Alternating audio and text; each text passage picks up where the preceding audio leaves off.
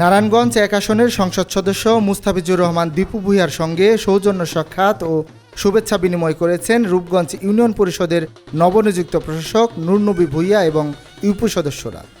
শনিবার বিকেলে গোলাকান্দাইলে এমপি দীপু ভূঁইয়ার বাসভবনে ফুলের শুভেচ্ছার মাধ্যমে এ সৌজন্য সাক্ষাৎ অনুষ্ঠিত হয়। এ সময় নবনিযুক্ত প্রশাসক নুরনবী ভূঁইয়ার রূপগঞ্জ ইউনিয়নকে একটি মডেল ইউনিয়নে রূপান্তরের অঙ্গীকার করেন।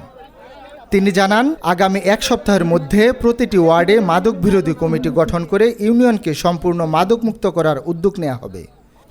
প্রধান অতিথির বক্তব্যে এমপি মুস্তাফিজুর রহমান দীপু ভূঁইয়া বলেন, পরিকল্পিত উন্নয়নের অভাব এবং পূর্বাচল নতুন শহরের ভুল পরিকল্পনার কারণে স্থানীয়রা দীর্ঘদিন ধরে ভোগান্তিতে রয়েছেন।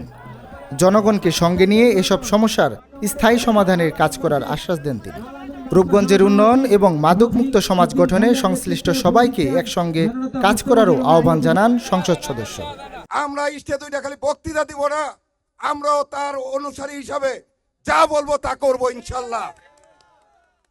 আমার সভাপতি বলছে মাদক ব্যাপারে, আমি আজকে রূপগঞ্জ ইউনিয়নের আমাদের মুরব্বী বাচ্চু ভাই এবং আমার ইউনিয়নের সভাপতি সেক্রেটারি এবং অঙ্গ সংগঠনের সমস্ত নেতৃবৃন্দের অনুমতি ক্রমে আজকে আমরা সকালবেলা